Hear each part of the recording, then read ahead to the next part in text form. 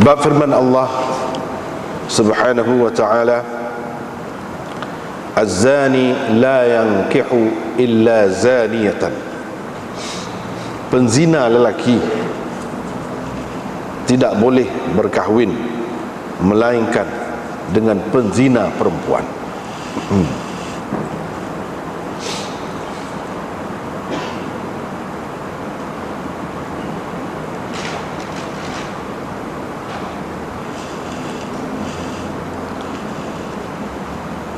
Imam Abu Daud dengan sanadnya meriwayatkan daripada Amr bin Shu'aib an abihi an jaddih, daripada ayahnya, daripada datuknya maksudnya Abdullah bin Amr bin Al-As, bahawa Marthad bin Abi Marthad Al-Ghanawi membawa tawanan perang di Mekah. Yang ini membawa lari ke Madinah. Wa kana bi Makkah baghi. Di Makkah pada ketika itu ada pelacur, seorang pelacur dipanggil atau dikenali dengan Anak.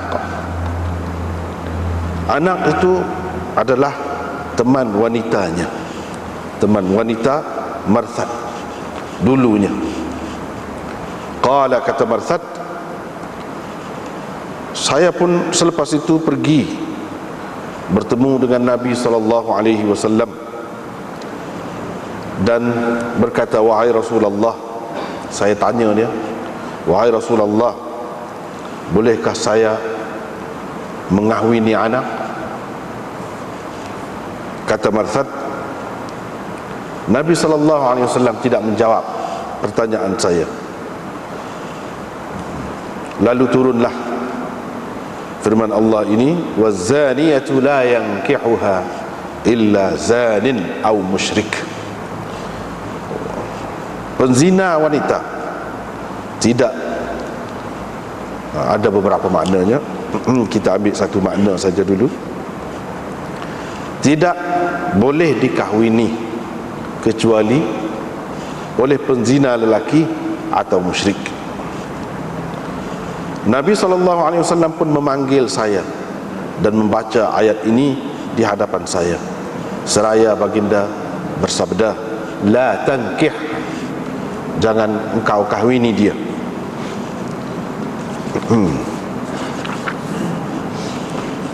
Imam Abu Daud dengan sanadnya meriwayatkan daripada Abi Hurairah, katanya Rasulullah SAW bersabda, penzina lelaki yang telah disebat, yang telah kena sebat, tidak boleh berkahwin melainkan dengan wanita seumpamanya, wanita sepertinya, ataupun dengan orang sepertinya. Orang itu maksudnya wanita lah. Wa qala Abu Ma'mar berkata, haddatsana Habib al-Muallim an Amr bin Shu'aib. Bab tentang orang yang memerdekakan hambanya kemudian mengahwininya. Imam Abu Daud dengan sanad yang meriwayatkan daripada Abi Musa, katanya Rasulullah SAW bersabda, sesiapa yang memerdekakan hamba sahaya perempuannya dan mengahwininya, dia mendapat 2 pahala.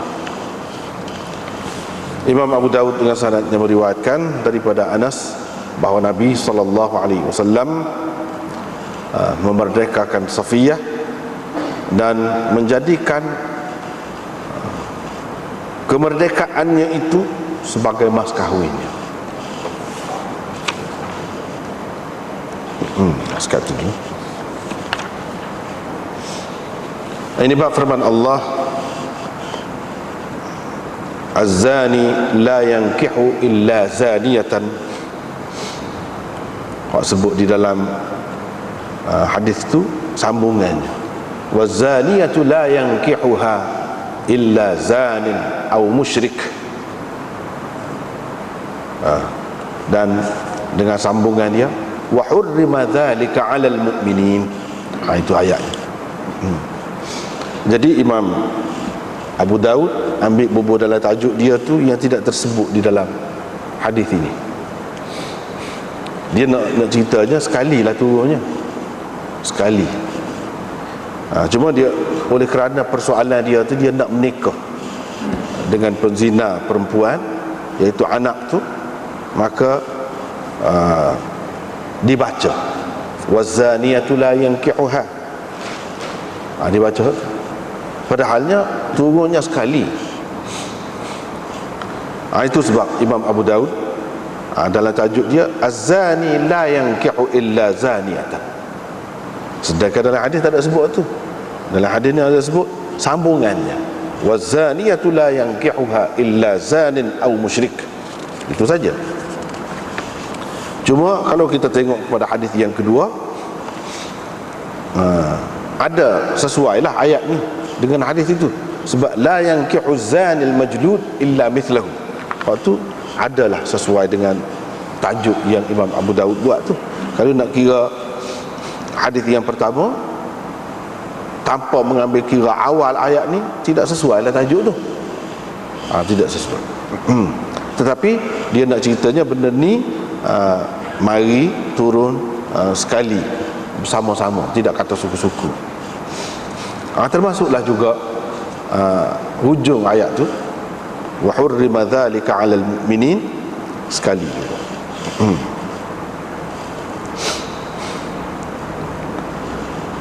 Baiklah, kita pergi kepada hadis ini. Ceritanya Marthad bin Abi Marthad ini, sahabat Nabi sallallahu alaihi wasallam.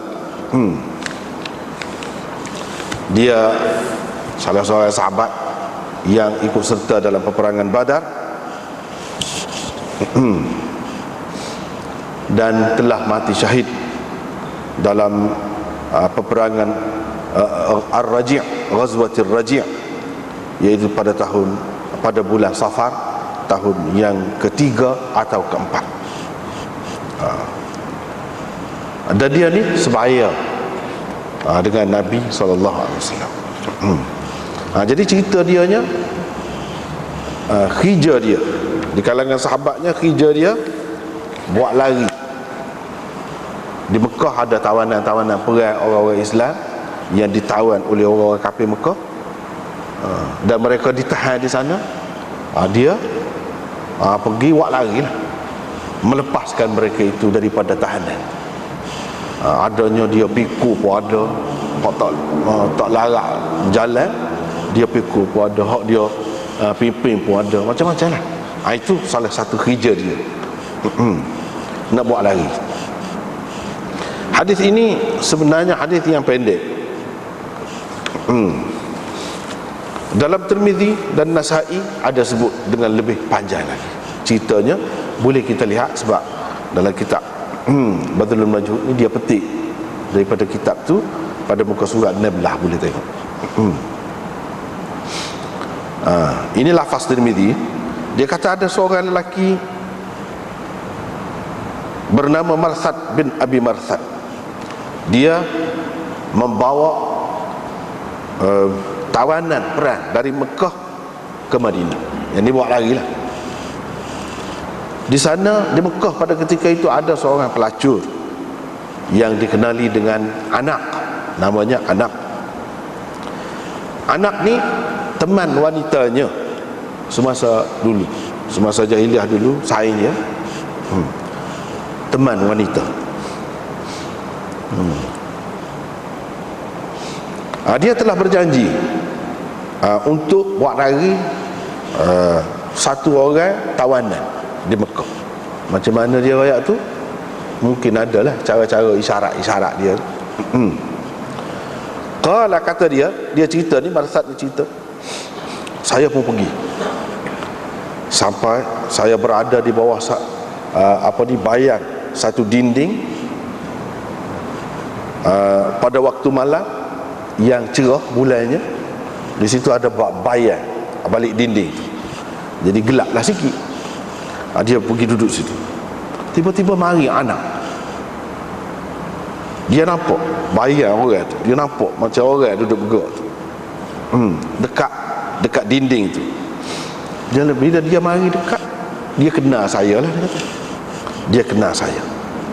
Dia pun kata, Marsad. Saya pun jawab, kata Marsad. Marsad. Ya, Marsad. Faqalat, perempuan itu pun kata, marhaban wa ahlan halumma fabit indana al-lailah. Selamat datang, kata dia. Marilah malam ni bermalam di rumah kita. Dia kata. Qala, kata Marsad, saya pun jawab kata ke dia lah, wahai anak, Allah telah mengharamkan perzinaan. Tak boleh. Allah telah mengharamkan perzinaan. Qalat, dah dia kata lagu tu hak perempuan tu bertepik lah. Kalau tidak dia senyap tadi. Dia pun kata, ya ahlal khiyam, hadha ar-rajul yahmilu usara'akum. Wahai orang-orang yang ada di sini, penghuni khemah-khemah ni, ada orang nak bawa lari tawanan ni, kata dia. Dia berteriak gitu, kata derah. Kata Marsad, maka saya diikuti oleh 8 orang kejar saya, 8 orang. Dan saya ikut jalan Khandamah. Bila sampai ke satu gua di situ, saya masuk dalam gua. Mereka pun mari sampai duduk di atas kepala saya betul-betul, kata dia. Dan kecing kena atas kepala saya, kata dia. Dia kecing situ kena atas kepala saya. Tapi tak nampak. Dia kata dia tak nampak saya. Tuhan beri tak nampak dia tu. Lepas tu bila mereka tu balik, saya pun patah balik semula, pergi semula, nak pergi ambil seorang sahabat yang kena tawan tu. Saya pun pergi tu boleh ambil lah. Dan pikul dia berat, kata dia. Dia berat. Dia berat. Wa kana rajulan thaqilan. Dia berat, kata dia. Sehingga apabila saya bawa dia sampai ke satu kawasan yang ada rumput idkhir, saya pun pecahlah belenggu-belenggu daratan yang mengikat dia tu. Pecah situ. Lepas tu duduk pikul lagi.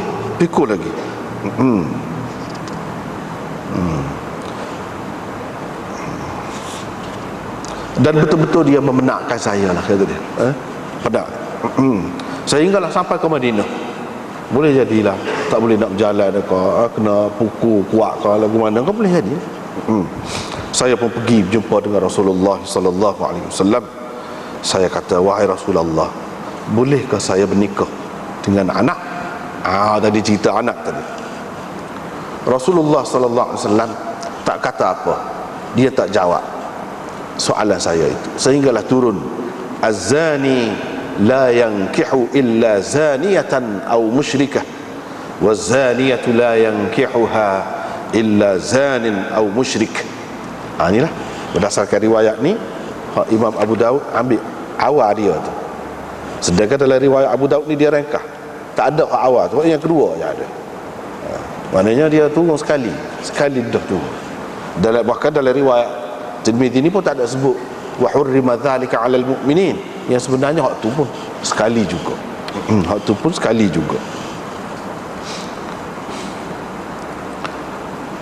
Jadi tu ayat tadi. Rasulullah sallallahu alaihi wasallam pun kata, wahai Marsad, orang penzina lelaki tidak boleh mengahwini kecuali penzina perempuan ataupun orang perempuan musyrik. Penzina perempuan tidak boleh tidak akan dikahwini, tidak boleh dikahwini kecuali oleh penzina lelaki ataupun orang lelaki musyrik.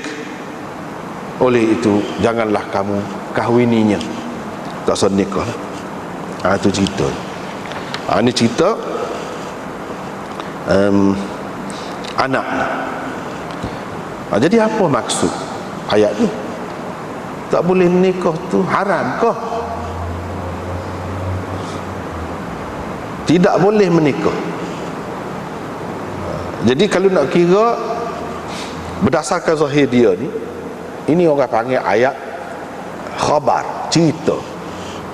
Penzina lelaki tidak boleh mengahwini penzina perempuan, kecuali penzina perempuan. Begitu juga sebaliknya, penzina perempuan tidak boleh dikahwini kecuali oleh penzina lelaki. Kalau maksudnya tidak boleh gitu, nak cerita saja, nescaya kita akan mengatakan tak betul. Berapa ramai orang yang lelaki penzina, dia menikah bukan dengan penzina pun, dia menikah dengan orang baik-baik. Begitu juga sebaliknya, berapa ramai perempuan yang berzina nikah dengan lelaki yang tidak berzina. Jadi kalau cerita mana penzina lelaki tidak boleh berkahwin, tidak boleh berkahwin melainkan dengan penzina perempuan, mana tidak akan berlaku, tak boleh. Supaya Tuhan buat kapal-kapal orang hak mati tak boleh bergerak. Begitulah. Kalau cerita tak boleh bergerak, kau tak boleh makan, kau tak boleh minum, kau gapo, kau kita kata gitu. Jadi apakah ini semata-mata cerita, atau di sebalik cerita itu ia juga mengandungi larangan? Larangan. Maka orang yang mengatakan di sini ayat cerita dan dia tidak semata-mata cerita, dia nak ayat larang. Larang. Berapa banyak dalam bahasa Arab ni, dalam Quran, dalam hadis digunakan dalam bentuk cerita, tapi maksudnya larang.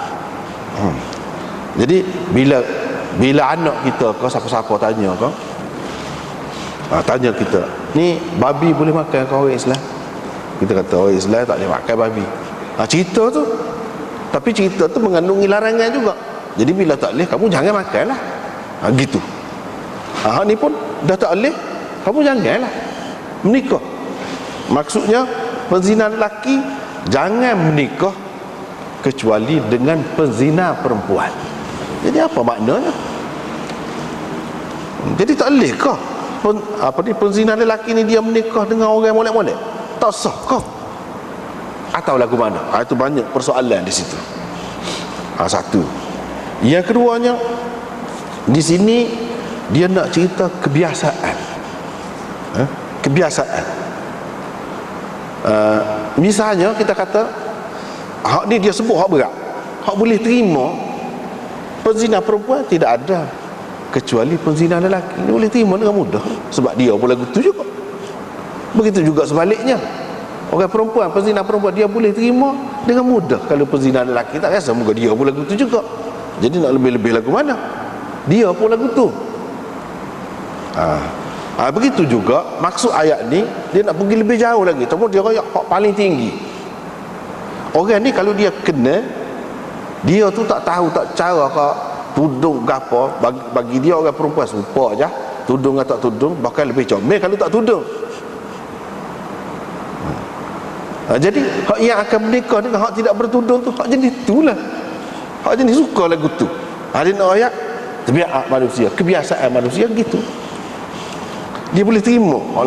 Kalau orang tu menganggap tudung ni kepada perempuan sebagai sesuatu yang wajib, dia tak akan nak kepada perempuan hak lagu tu. Hak nak hak lagu tu hak serupa dengan dia lah. Itu maksud dia sini. Yang ketiganya, penzina lelaki tidak akan mengahwini kecuali penzina perempuan. Mana? Dia tak boleh terima lah, mana tu tak boleh terima. Dia tak boleh terima apa ni? La yankihu illa zaniyatan aw musyrikatan. Hak ni yang ketiganya, apa dia? Kita kata dia ada kait dengan peristiwa latar belakang ayat ni tu. Semasa ayat ni tu, nanti kita baca beberapa pendapat di sini. Jadi nak buat kesimpulan dulu. Dia ada kaitan dengan hak peristiwa zaman ni. Jadi tidak akan menikah penzina, lelaki tidak akan menikah melainkan dengan penzina perempuan atau musyrik. Maknanya dia ni orang kafir. Kalau orang Islam tidak akan menikah dengan orang yang perempuan yang menganggap zina itu halal, ataupun orang perempuan musyrik. Sebab apa dia tak menikah? Tak akan menikah. Macam mana dia nak menikah dah? Orang kafir. Orang kafir nak menikah lagu mana? Perempuan tu kafir. Kita orang Islam, dia tak akan boleh menikah, tidak akan menikah, melainkan dengan hak kafir jugalah. Kalau dia kafir, kalau Islam tak akan, dan tak boleh lagu tu, tak boleh. Sebab apa dia sebut di sini? Bukan penzina perempuan sahaja, tetapi musyrikatan. Maksudnya apa ni? Perempuan musyrikah, perempuan syirik. Sedangkan kita kata, macam mana nak menikah dengan perempuan syirik? Kita orang Islam tak boleh nikah. Jadi bila kata dia akan dia tidak akan menikah kecuali dengan orang musyrik, bermaknanya orang berzina ni dia musyrik juga. Orang mukmin tidak musyrik, apa ni, tidak akan menikah gitu. Sebab apa? Kita tengok pada hujung ayat tu, dia kata wa hurrima dzalika 'alal mu'minin. Keadaan itu, perkara itu diharamkan kepada orang mukmin. Yang ni menikah dengan orang yang perempuan berzina yang menganggap perzinaan itu halal. Yang kedua, menikah dengan perempuan musyrikah ataupun perempuan syirik.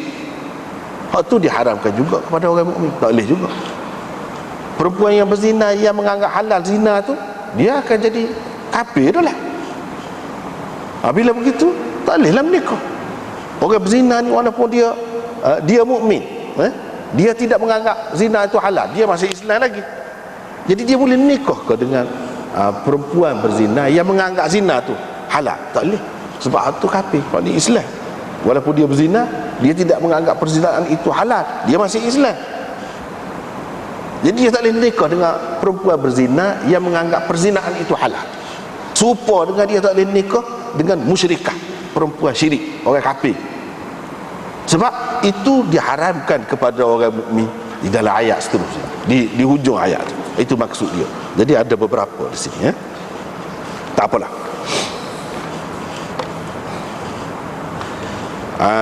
Pada muka surat 17 tu kita tengok, ni berdasarkan dalam kitab sebut saat ni lah, lebih kurang saat ni je.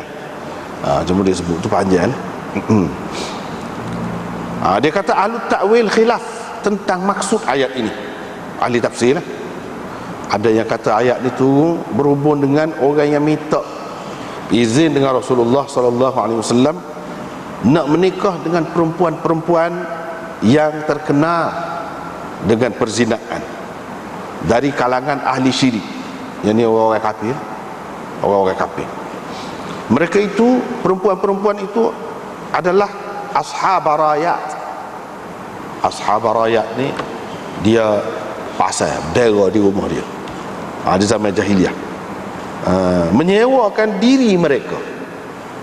Jadi berzina lah. Bila dia pasal bendera di rumah ni, mana dia menyatakan kesediaan dia menerima tetamu. Menerima tetamu itu hak berlaku di zaman jahiliah.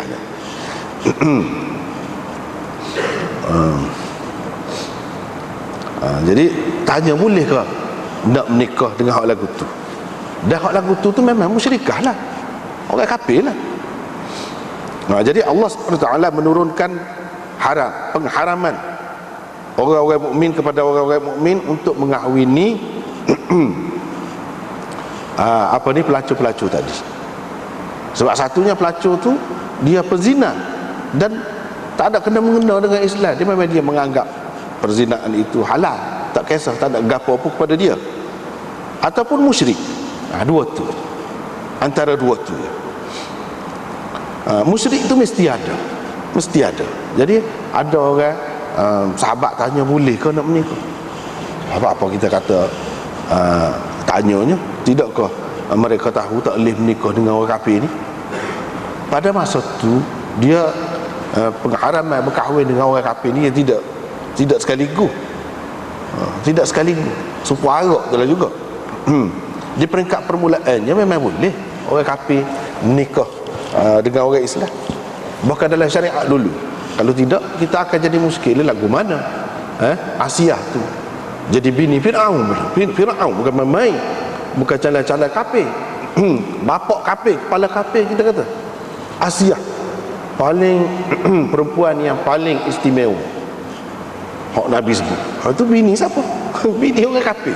Jadi lagu mana menikah orang kafir? Itu kena faham. Syariat dulu dia tak apa. Bahkan syariat Nabi kita pun di peringkat awalnya tak apa. Berapa ramai orang Islam menikah dengan orang kafir? Menikah dengan orang kafir. Bahkan anak Nabi disebut-sebut, dikatakan akan menikah dengan anak Abu Lahab. Tak apa. Memang ada berlaku lagu tu. Bahkan kita tengok Zainab, anak Nabi SAW, orang Islam, nikah dengan Abul As bin Ar-Rabi' dalam perang Badar tu kena tawan. Abul As kafir. Ini semua menunjukkan boleh. Jadi sahabat-sahabat ni tanyalah, boleh ke? Jawab Nabi SAW, wa hurrima dzalika 'alal mu'minin, itu diharamkan kepada orang-orang mukmin, tak boleh. Kalau ada perkara je musyrikah kafir tu tak boleh dah. Ni lagi ada pula perkara yang kedua, iaitu dia ni penzina pula. Jadi tidak sesuai dengan kita.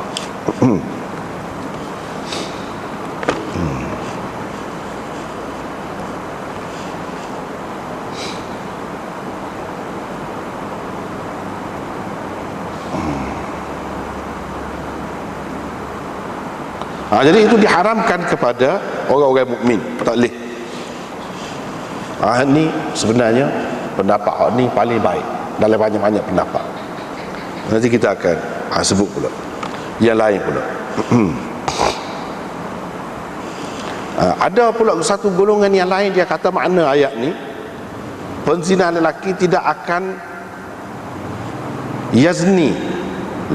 tidak akan berzina melainkan dengan wanita penzina ataupun musyrik, dan sebaliknya. Jadi hak dalam ayat la yankihu itu dengan makna apa dia? Bukan makna menikah. Bukan dengan makna menikah. Sebab perkataan nikah ni dalam bahasa Arab dia ada dua makna. Khilaf ulama tu hak makna sebenarnya, hak makna pinjaman. Ada yang mengatakan nikah dengan makna bersetubuh, jima', hak itulah makna asal bagi nikah. Nikah dengan makna akad nikah, berkahwin tu, menjalinkan hubungan sebagai suami isteri dengan adakan akad nikah, itu makna pinjaman, kata dia, bukan makna sebenar. Ada yang mengatakan sebaliknya. Tak apalah, itu dari segi ahli bahasa. Dia kata sebaliknya, yang ini nikah tu dengan makna akad nikah lah, dengan makna persetubuhan itu makna pinjaman, kata dia, bukan makna hak sebenar. Jadi kata dia di sini azani la yankihu, ini bukan makna menikah, bukan makna menikah, tapi dengan makna bersetubuh, dengan makna wati, dengan makna jima', begitu. Sebab itu dia kata qal wa ma'na nikah fi hadzal mawdi' al-jima', maksud nikah di sini ialah jima'.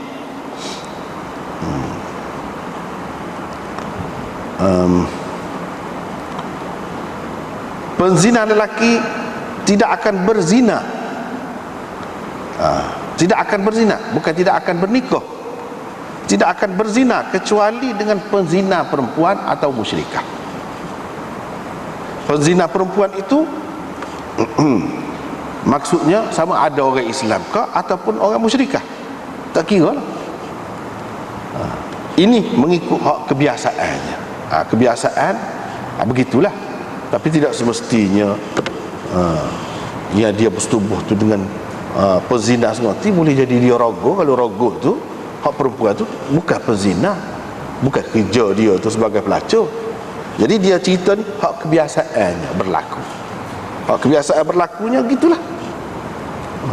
Iaitu dia sama-sama serupa dia buat kerja tu.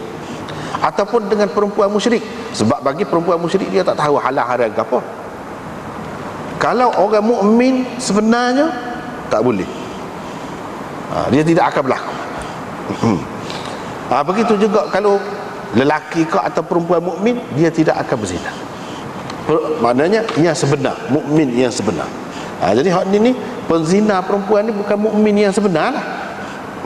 Bukan mukmin yang sebenar, bukan mukminah sungguh. Begitu.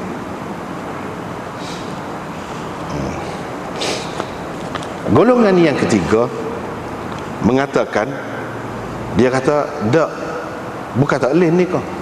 Penzina lelaki tidak boleh menikah. Mana ni dengan maksud nikah ni dengan makna akad nikah pun, berkahwin.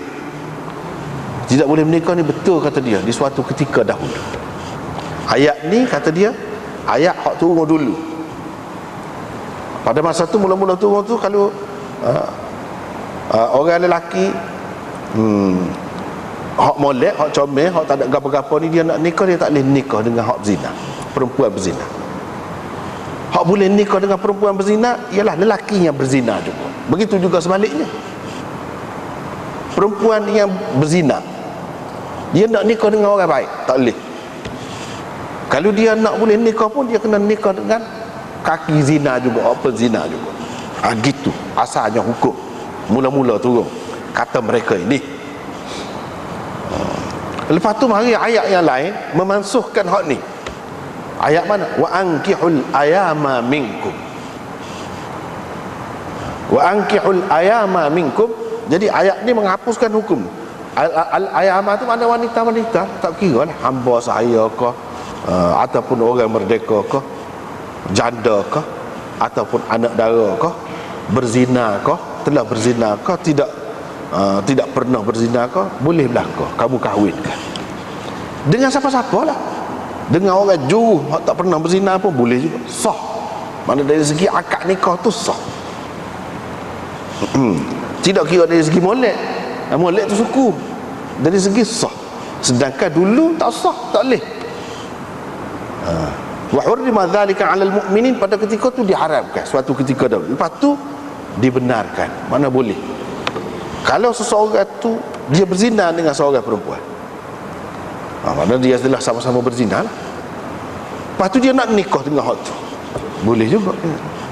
Ataupun orang lain, orang tu kaki berzina juga, nak menikah dengan hak telah berzina dengan dia, saya nak nikah, nak buat bini, boleh juga. Ataupun orang lain tu tak pernah berzina, orang juru, orang molek, dia nak menikah dengan perempuan yang telah berzina dengan satu orang tadi, boleh juga. Dari segi hukumnya hak kemudian boleh berlaku berdasarkan wa ankihul ayama minkum, dan berdasarkan ayat wa uhilla lakum ma wara'a dzalikum. Itu pegangan ulama ramai ni hak pegang lagu ni.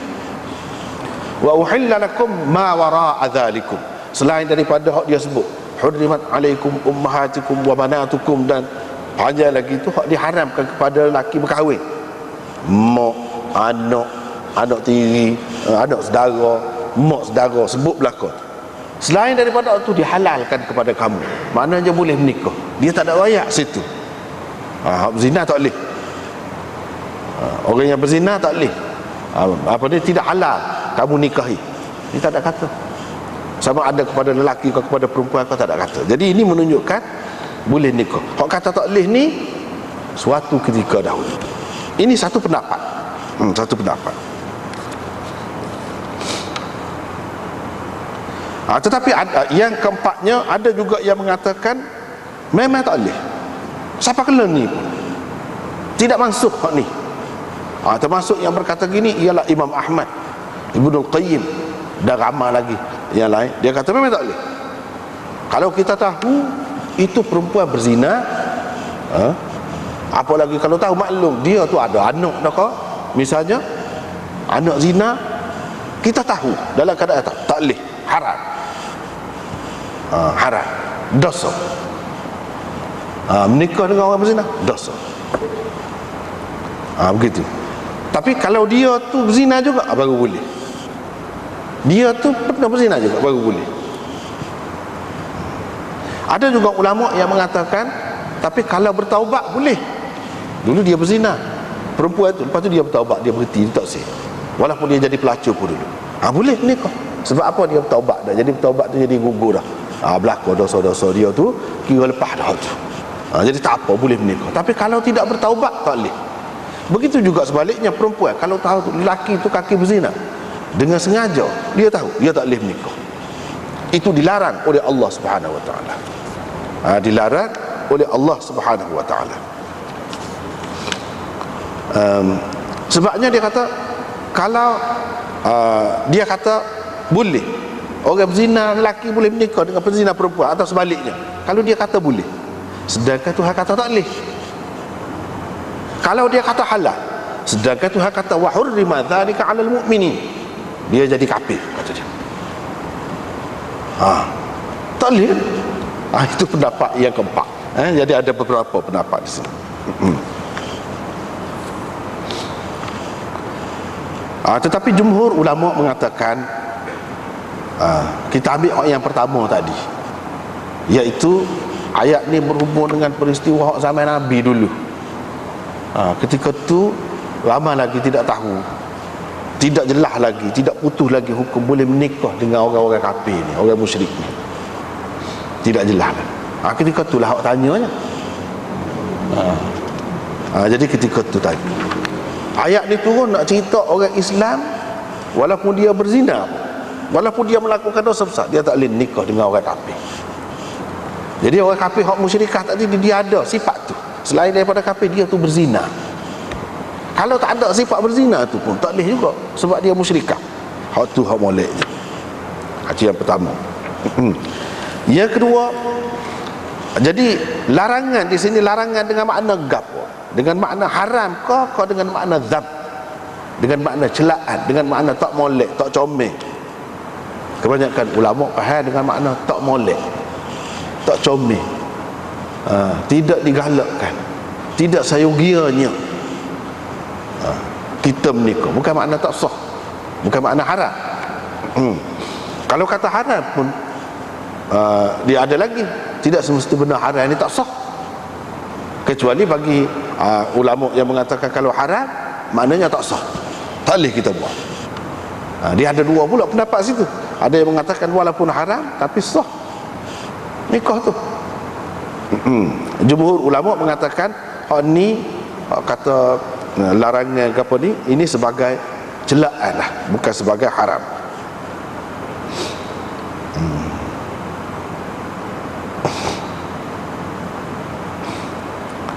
Di antara yang berpendapat begini, yang kata boleh sah nikah tu, sama ada lelaki atau perempuan yang berzina, sama-sama berzina atau tidak berzina salah seorangnya, sah nikah, ialah Ali, Ibnu Abbas, Ibnu Umar, Jabir, Sa'id bin Musayyab, Urwah, Zuhri, Malik, Syafi'i, Rabi'ah, Abi Thawr, dan ramai lagi tokoh-tokoh ulama.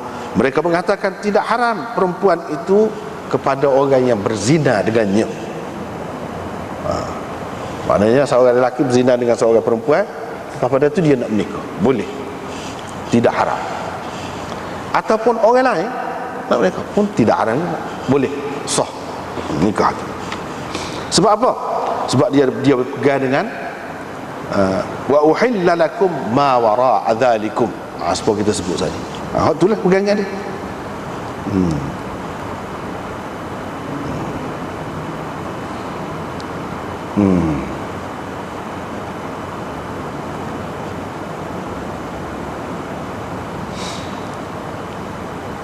Tapi Hasan Basri kata haram kepada lelaki mengahwini perempuan yang dia berzina dengannya. Hasan Basri kata tak boleh. Kalau seseorang itu telah berzina dengan seorang perempuan, lepas tu dia nak menikah, tak boleh. Dia kata tak boleh. Dia pegang dengan ayat ni lah. Dia pegang dengan ayat ni.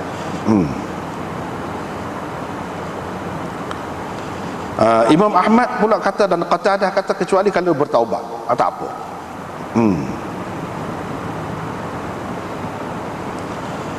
Ada juga yang mengatakan boleh kalau sama-sama berzina, boleh. Sebab tadi lah, hak tak boleh tu kepada hak tidak berzina. Orang molek, orang Ju, dia nak menikah dengan berzina, tak boleh. Jadi ringkas ceritanya, kalau kita nak buat kesimpulan secara mudahnya, ada 5 pendapat ulama di sini. Yang pertamanya mengatakan ayat ini sudah mansuh. Ayat az-zani la yankihu illa zaniyatan ini sudah mansuh. Nasikhnya, yang memansuhkannya ialah ayat Quran juga, wa ankihul ayama minkum. Begitu. Jadi berdasarkan pendapat ni, seseorang yang berzina dengan seorang perempuan, dia boleh menikah dengannya kalau dia nak, ataupun orang lain nak menikah boleh. Yang kedua, nikah di sini dengan makna wati ataupun jima. Tidak akan buat kerja lagu ni kecuali orang hak jenis tu. Yang ketiga, azanil majlud la yankihu illa zaniatan majludatan. Penzina lelaki yang telah dihukum, yang telah dikenakan had, disebab hak tu je hak tak boleh menikah, melainkan dengan penzina yang telah disebab. Tak boleh. Kalau hak berzina gitu senyap-senyap, tidak masyhur, tidak maklum, hak tu tak apa. Ni yang disebut dalam hadis hak nombor 2 ni, kemudian ni kita baca tadi. Penzina lelaki yang telah disebab tidak boleh menikah, melainkan dengan penzina seumpamanya. Jadi dia kata sebut yang telah disebab tu kira maklum sangat, telah sabit, terbukti dia tu berzina, bukan berdasarkan cakap-cakap orang saja, tidak. Hak lagu tu maksud di sini. Bukan hak orang-orang cakap, orang-orang duk kecek saja, hak tidak jelas. Bukan lagu tu maksudnya. Itu yang ketiga. Yang keempat, ayat ini berhubung dengan perempuan-perempuan di zaman jahiliyah, yang mana orang lelaki setengah-setengahnya pada masa tu menikah dengan syarat. Dengan syarat apa dia? Kalau hasil perzinaan kamu jadi pelacur tu, hasilnya kamu beri kat aku. Ada dah. Kamu bagi kepada aku. Hak lagu ni. Ni sikap lagu ni, hak lagu ni tak boleh. Hak ni kait dengan jahiliyah dululah. Ataupun kalau orang Islam buat lagu ni tak boleh. Tak boleh. Kalau ada ni setuju lagu ni, memang teruk tu, memang orang panggil penzina lah. Boleh sebut dia tu penzina. Kalau dia tu berzina sekali dan tidak sabit, tak boleh kata dia penzina. Tidak terbukti. Kalau kita tak boleh mari saksi, kalau dia tidak mengaku, kalau kita tak boleh kata dia penzina. Kalau kita kata dia penzina, tak boleh mari bukti, kita pula kena sebabnya. Jadi sedangkan dalam ayat ni sebut azani, orang yang berzina, maka sebagai satu nama yang maklum kepada dia tu. Sebab apa? Sebab dia lagu zat ni lah. Dan perempuan tu pun bersedia juga, tak kisah juga, tak apa juga. Hak lagu ni tak boleh. Hak lagu ni lah yang dikatakan azani tadi tu. Dah teruk sangat lah. Bukan nak kata jadi boleh nikah dengan maksud lagu tu, tak apa, dah. Mana teruk sangat lah keadaannya. Yang kelima, ini umum untuk pengharaman perkahwinan zaniah dengan afif, dan afif dengan zaniah. Maknanya umum, tidak kata sudah masuk, tak jalan lagi, duduk pakai lagi. Maksudnya kalau orang lelaki yang juru, tak boleh nikah dengan perempuan yang berzina. Begitu juga sebaliknya, kalau perempuan tu juru, dia tak boleh menikah dengan lelaki yang berzina. Jadi tak boleh tu haram, tak sah, tidak molek. Tu ada 3 pula. Tak boleh tu sebagai tidak patut, tidak molek, tidak sayurianya. Tak boleh tu haram dia buat lagu tu. Tapi sah akad nikah dia. Sah lagi akad nikah dia tu. Yang ketiganya memang tak sah. Haram tu memberi makna, memberi kesan tidak sah. Tu ada 3 pula pendapat di situ. Jadi inilah dia petik Zamakhsyari dalam Kasyaf. Dia kata nikah dengan orang perempuan yang berzina ni di peringkat awal Islamnya memang diharam, kata. Lepas tu dimansuhkan. Hak mansuhnya ni ayat ni. Kata setengah ulama yang memansuhkannya ialah ijma' ke apa ni. Ini diriwayatkan daripada Sa'id bin Musayyab. Tak apalah. Jadi 2 hak terbaiknya, kalau kita tak saya kata ayat ini mansuh supaya Zamakhsyari dan orang-orang lain pun kata juga lagu tu ini mansuh, dimansuhkan di ayat ni. Kalau kita tak saya kata ayat ni dimansuhkan, maka semua tak adil lah. Dia nak cerita dia tak boleh. Orang Islam nikah dengan orang kafir. Orang Islam ni walaupun dia berzina, dia tak boleh juga nikah dengan orang kafir. Tidak boleh kita kata ada dia berzina, dia teruk, dia pun berdosa juga, dia pun jahat juga, jadi boleh nikahlah dengan orang kafir. Tak boleh. Lepas tu orang lelaki Islam ni tak boleh menikah dengan orang kafir saja, semata-mata kafir walaupun dia tidak berzina. Apalagi kalau dia ada pula satu lagi sifat yang buruk, iaitu dia berzina, seperti yang berlaku di zaman jahiliah dahulu. Lagilah tak boleh. Lagilah tak boleh. Ini menjawab kepada persoalan setengah-setengah sahabat yang duduk muskil, bolehkah menikah dengan orang kafir? Hak lagu tu sifat. Jadi ayat ni turun, ayatnya orang kafir tak boleh. Apalagi kalau ada sifat tu. Itu yang pertama, paling molek kita pakai. Yang kedua, ni dia nak cerita ni cerita kebiasaan, kesukaan orang. Kesukaan orang, iaitu biasanya. Jadi apa ni, dia apabila dalam tafsir dia bahas, dia banyak bahas tu. Haram ni haram syar'i ke, haram adi ke, haram takwini, bahas banyak pula lah. Jadi mengikut Ibnul Qayyim, ini haram adi. Satu lagi pendapat dia, iaitu haramnya haram adi. Jadi mengikut kebiasaannya, orang yang nak kenal kepada orang, kita kata contoh yang lain, hak tak pakai tudung, kita kata dia pilih perempuan hak tak pakai tudung, hak janguk tu, dia fikir dia lagu tu juga. Kalau orang jenis beragama, dia tidak akan pilih hak tidak beragama. Kalau dia pilih hak tidak beragama tu, maknanya dia tidak beragama juga. Seperti mana orang yang berzina mudah nak boleh terima, orang lelaki yang berzina mudah nak boleh terima perempuan yang berzina. Bagi dia tak ada masalah sangat, dan dia berasa tidak patut pun dia menyusah-nyusahkan, sebab dia pun teruk juga. Dia gitu.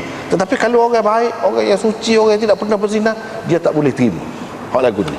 Ini nak rayak tabiat ataupun jiwa manusia tu, keinginan manusia tu. Apalagi kalau orang Islam, lagilah dia jaga benda ni. Kalau orang kafir pun semua sekali tak suka dia, orang jahat pun dia tak say kepada orang jahat. Dia kalau boleh nak orang molek, walaupun dia sendiri jahat, walaupun dia tu sendiri jahat, kalau dia boleh terima juga orang jahat tu sebagai molek, sebagai baik, mana teruk benar. Tak ada langsung nilai kebaikan tu di sisi dia, tak ada. Itu maksudnya.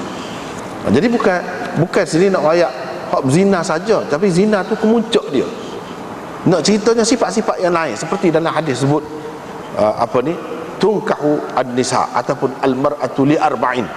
Perempuan ini dikahwini kerana 4 perkara. Kerana cantik, kerana ni disebut tu. Jadi hak ni terlibat, semua manusia terlibat, bukan orang Islam saja. Jadi nak ayat tabiat manusia, keinginan manusia, kehendak manusia lagu mana.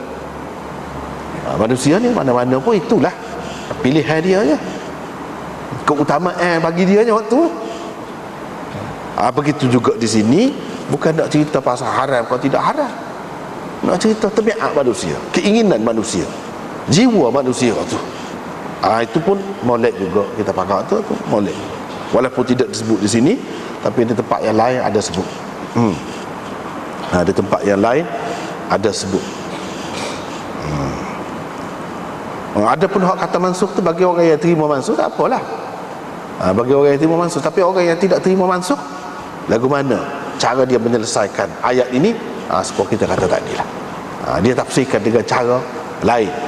Dan hak tu boleh pakai sampai bila-bila. Tak boleh menikah dengan orang kafir saja sampai bila-bila dah. La tankihul musyrikati hatta yu'min, la tunkihul musyrikin hatta yu'minu. Dalam ayat surah Baqarah tu lebih terang. Hak tu lagi kuat, menguatkan, menunjukkan tak boleh. Dan bukan hak musyrik sajalah. Maka kita kata hak musyrik, hak menyengutukan Allah dengan sesuatu yang lain saja, hak tu mana musyriknya. Jadi tidak semestinya kafir ni dia musyrik. Tidak semestinya kafir ni musyrik. Orang komunis, orang sosialis tak say belaka Tuhan, tak ada syirik dia. Dia tak ada sekutukan, dia tidak kata hak ni juga Tuhan, hak ni juga perlu disembah, tak ada. Jadi boleh kalau kita nikah dengan dia? Tak boleh juga. la tumsiku bi'isamil kawafir.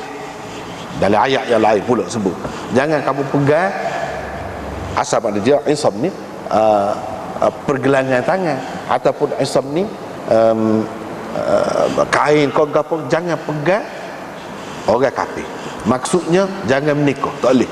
Kafir saja pun tak boleh, musyrikah tak boleh juga, apalagi kalau ada sifat zina. Bukan hak ni saja, sifat ni saja kau kafir mesti ada ke? Tidak, ada hak lain-lain lagi, sifat-sifat yang bercanggah dengan Islam, lagilah tak molek. Kita nak menikah dengan dia memang tak boleh dah. Sekarang dia tak boleh, banyak sangat ayat. Selain daripada ayat hak dalam ayat ni, hak tadilah yang dibaca tadi. Jadi hak tu paling molek, kita terima.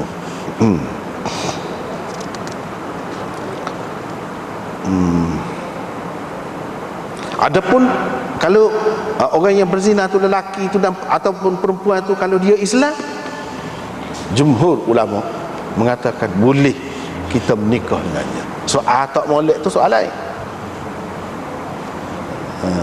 Lelaki yang berzina dengan seorang perempuan, dia nak menikah dengan perempuan tu kan boleh. Ataupun lelaki lain boleh juga.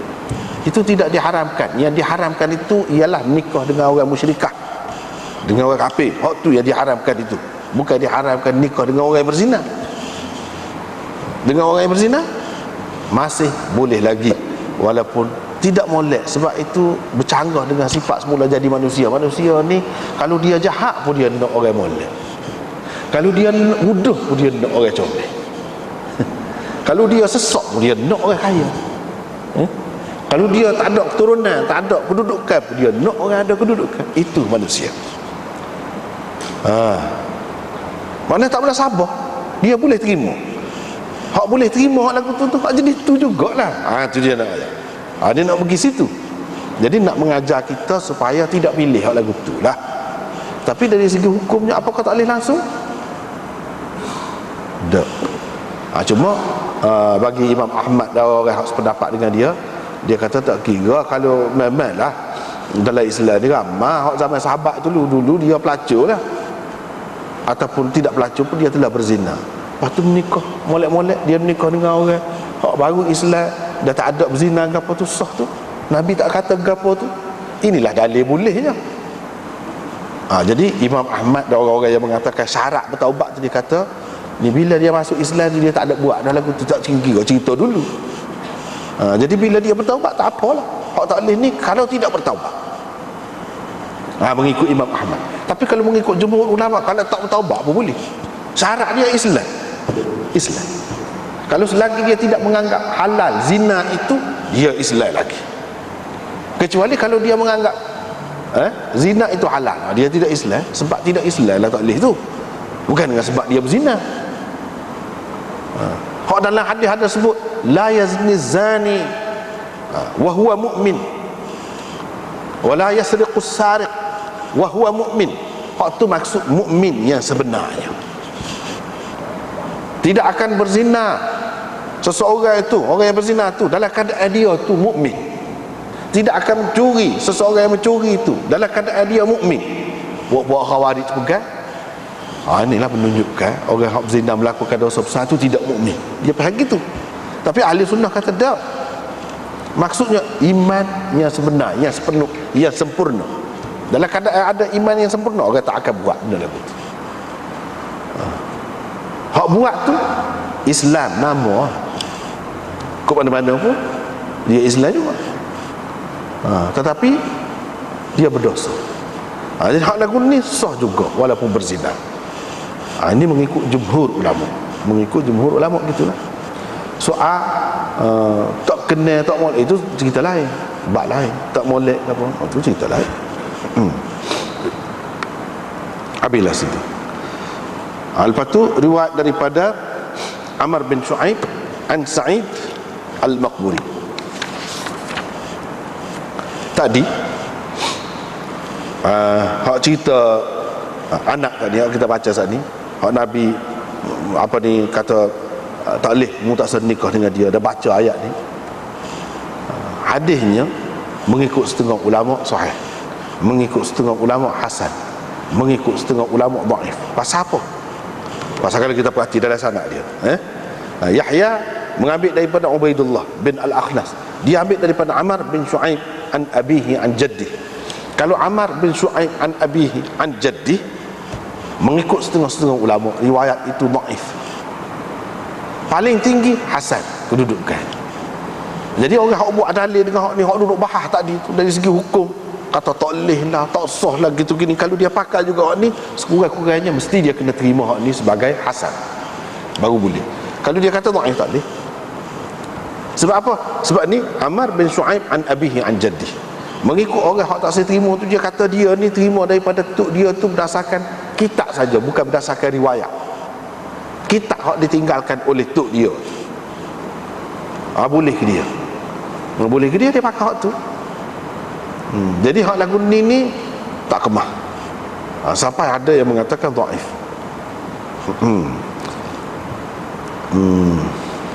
Jadi kalau kita kata tak boleh menikah dengan makna tak sah, dia tak sih pakai lah, sebab tak kemah.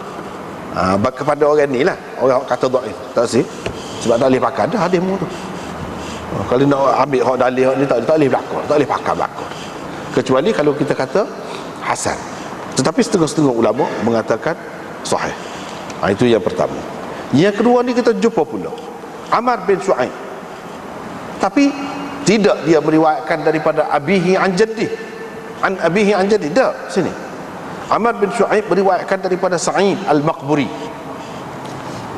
meriwayatkan daripada Sa'id al-Maqburi. Mengikut kebanyakan ulama, kalau Amr bin Shu'aib ni, kalau dia meriwayatkan daripada orang lain, tidak an abihi an jaddi, sahih. Riwayat dia tu sahih. Kalau hak lain-lain sahih lah, atas dia tu sendiri boleh terima. Hak tak saya terima tadi kalau an abihi an jaddi, sini bukan an abihi an jaddi. Dengan sebab itu setengah-setengah ulama mengatakan hak kata tak boleh menikah atau tak sah tadi, iaitu hak lagu ni berdasarkan riwayat ni, iaitu az-zanil majlud, pezina yang telah disebat ataupun yang telah dikenakan hukuman. Mana masyhur dah dia, maklum. Siapa kena sebat, hak tu hak tak bolehnya, atau hak tidak dibenarkan kita menikahnya. Maklum dah dia tu. Tapi kalau tidak maklum, hak tu masih boleh lagi. Sebab apa? Hadis yang pertama tadi kata dia tak berapa kuat. Kita kena pakai hadis yang pertama tu dengan makna hak yang kedua ni. Itu kata dia. Tapi sebenarnya boleh pakai belakang, boleh pakai belakang. Hak tadi pun kalau kita pakai sepuluh tadi dengan arti tak molek lah. Sebab itu lari daripada tabiat asal manusia tu. Mana kira-kiranya fitrah kita tu sudah tercemar dah juga, kalau kita boleh terima. Dalam keadaan kita ni orang molek nak terima hak tak molek tu, tercemar juga fitrah kita. Kecuali lah kalau dia tu bertaubat, seperti Imam Ahmad kata dia jadi cuci. Tu cerita dulu. Cerita dulu. Hak zaman jahiliah kita kata. Tapi kalau kita sekarang ni tak ada masalah jahiliah gapo, dia sepatutnya ya. Tak ada masalah jahiliah dia. Kalau dia tak tahu, tidak boleh jadi alasan hak tu. Tetap tidak molek.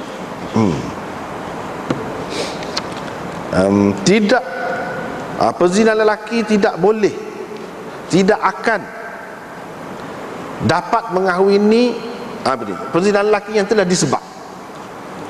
Tidak boleh atau tidak dapat mengahwini kecuali hak seumpama, hak serupa dengan dia. Jadi sebab tadi lah ada hak kata hak ni suatu ketika dahulu, lepas tu hak ni sudah mansuh dah. Suatu ketika dahulu memang lagu ni, lepas tu hak kemudian walaupun orang tu berzina dan dia kena sebat dah, lepas tu dia nak menikah dengan perempuan hak tak ada apa satu molek-molek, afifah kita kata, yang molek-molek boleh sah, tidak ada larangan. Jadi hak ni termasuk dalam hak mansuh, hadis yang sudah mansuh. Ada juga yang mengatakan tidak patut kita bagi, tidak patut, tidak molek, tidak sesuai, tidak kufu untuk kita kahwinkan perempuan yang suci dengan orang lagu ni. Dalam Quran apa sebut? At-tayyibatu lit-tayyibin wat-tayyibuna lit-tayyibat. Adalah al-khabithatu lil-khabithin wal-khabithuna lil-khabithat.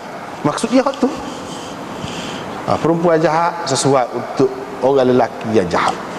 Lelaki yang jahat sesuai untuk perempuan yang jahat.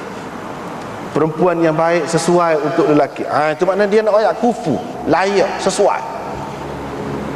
Baru jadi molek. Dan hak ni anjuran ni anjuran untuk kebaikan kita. Selain daripada nak cerita benda tu tak molek, penzina tu tak molek, di kita molek-molek apa nak pergi masuk dalam hak tak molek tu. Selain tu nak cerita benda lain, iaitu dia ada unsur irsyadi. Nahi di situ, nahi irsyadi. Larang itu larang untuk kebaikan kita.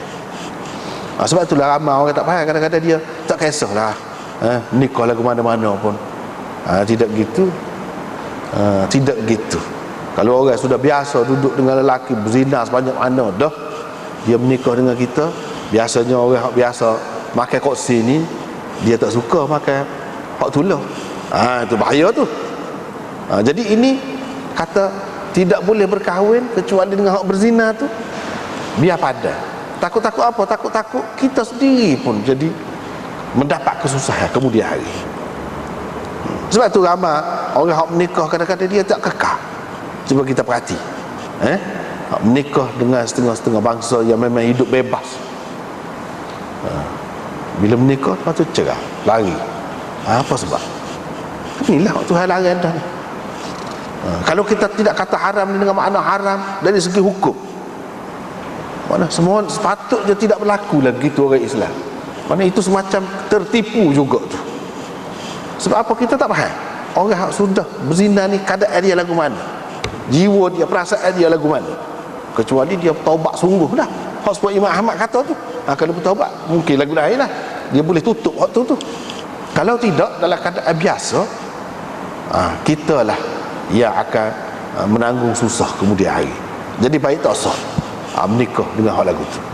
Walaupun jumhur ulama mengatakan boleh sah, tetapi kena ingat di sebalik perintah Tuhan yang royak lagu ni tu untuk kebaikan kita, untuk kebaikan kita. Orang perempuan pun begitu juga. Jangan kita ingat lelaki ni kalau dia berzina, kadang-kadang kita kata dia taubat dah, dia janji dah tak sih. Dia kata faham nikah dengan kita, boleh jadi dia cari orang lain pula. Mungkin dia biasa gitu. Dia biasa gitu. Dia tak sedap duduk. Ini kan bahaya kepada kita, menggugat rumah tangga kita kemudian hari. Sebenarnya tak sah. Carilah hak paling baik, hak suci, hak tayyibat. Kalau kepada perempuan, tayyibin. Jangan cari hak al-khabithat. Kalau perempuan, jangan cari al-khabithi.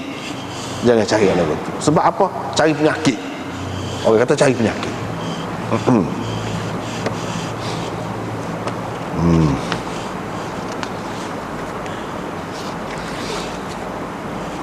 Lepas tu ni di akhir ni dia kata, qala Abu Ma'mar haddatsana Habib al-Muallim. Dia nak ayat agam. Imam Abu Daud ambil daripada dua orang tu. Sebab hak ni dalam Abu Daud, hak ni antara hak seni dia. Kalau dalam Abu Daud, hak ni hak seni dia. Dan kadang-kadang situ payah juga, kadang-kadang tidak payah. Faedah dia nak ayat dari sudut sanad dia beza ke apa-apa, situlah di bawah qala Abu Dawud. Kalau kita mengaji di Pakistan ni, dia ada kitab banyak, beberapa buah kitab ulama-ulama sudah karan dah khusus bincang qala Abu Dawud. Bincang qala Abu Dawud. Supaya juga di sini kan dia ambil daripada Musaddad dan Abu Ma'mar, dua orang tu guru. Dua orang tu guru. Jadi hak dia kata waqala Abu Ma'mar, dia nak isyarat kepada perbezaan riwayat dua orang tu guru. Beza. Jadi ini menunjukkan Imam Abu Daud ini dhabit, orang panggil. Ada syarat perawi yang sangat istimewa, iaitu dhabit, kemah, dia ingat molek. Kalau dia catat pun dia catat molek. Orang ni kata gini, orang ni kata gini. Walaupun bagi orang ramai benda tu tak penting mana, tetapi bagi orang yang mengaji hadis benda tu penting. Jadi dia nak cerita beza di antara lafaz hadis Musaddad dan lafaz hadis Abu Ma'mar. Jadi dia kata beza di antara lafaz dua orang tu guru ni pada sanad pada tiga tempat. Hak ni boleh tengok. Sini ada. Di antara keistimewaan Badlul Majhud yang anda boleh sebut hak ni. Sebab dia tak tinggal. Kalau qala Abu Daud tu dia bincang. Tetapi setengah-setengah syarah Abu Daud tak ada, dia tak cara. Dia tak cara ni. Sedangkan di sini letak seni Imam Abu Daud tu dalam ilmu hadisnya. Dia nak ayat beza 3 perkara. Yang pertama, Musaddad dia kata dalam sanad hadis dia, haddatsana Abdul Warith an Habib dengan sirah an. Sedangkan Abu Ma'mar meriwayatkan daripada Abdul Warith, dia kata haddatsana Habib dengan lafaz tahdits. Cuba kita perhati. Abu Ma'mar kata haddatsana Habib. Tadi an Habib saja. An riwayat secara an-anah. Tapi Abu Ma'mar kata haddatsana. Beza tu. Haddatsana lebih kuat kedudukannya nak banding dengan an. Jadi riwayat Abu Ma'mar kata haddatsana. Riwayat Musaddad, jadi hak Imam Abu Daud buat mari sini ni an ni, jadi dia berdasarkan riwayat Musaddad, bukan berdasarkan riwayat Abu Ma'mar. Kalau riwayat Abu Ma'mar dia haddatsana Habib dengan sirah tahdits. Itu yang pertama. Yang kedua, Musaddad dalam riwayat dia tak ada sebut lafaz al-muallim, iaitu sifat Habib itu, dia tak ada sebut. Tapi Abu Ma'mar dalam hadis dia ada sebut. Abu Ma'mar kata Habib al-muallim. Habib mana? Habib ni ramai orang nama Habib. Habib mana? Habib al-muallim. Habib guru, Habib cikgu. Itu Habib tu. Sedangkan tadi kan dalam riwayat mula-mula tadi Abdul Warith an Habib, tak ada sebut sifat al-muallim tu. Habib mana? Jadi dalam riwayat Abu Ma'mar dia ada sebut Habib al-muallim. Yang ketiga, Musaddad kata haddatsani Amr bin Shu'aib. Musaddad kata haddatsani Amr bin Shu'aib. Sedangkan Abu Ma'mar kata an Amr bin Shu'aib dengan lafaz an pula di situ. Habib an Amr bin Shu'aib. Tadi kita tengok haddatsani. Haddatsani itu siapa kata? Berdasarkan riwayat Musaddad. Habib kata haddatsani Amr bin Shu'aib, bukan an Amr bin Shu'aib. Itu beza dia. Sebab bezanya kalau riwayat secara an-anah tu kurang kuat lah. Kalau ada perawi itu mudallis, tak boleh pakai lah jadi dhaif hadis dia pula, dengan sebab riwayat dengan an. Tapi kalau haddatsana, walaupun mudallis pun boleh pakai riwayat dia. Kalau tidak teruk sangat lah dia, kalau tidak ada sebab lain, semata-mata riwayat dia tu mudallis, tak apa apabila kita boleh pakai riwayat dia kalau dia sebut haddatsana ataupun haddatsani. Itu beza dia. Itu bezanya di antara dua riwayat ini. Al-patu babun fir rajul yu'tiqu amatahu thumma yatazawwajuha. Tak ada tu. Sekatulah dulu malam ni. Wallahu a'lam. Wa akhiru da'wana alhamdulillah. Subhanakallahumma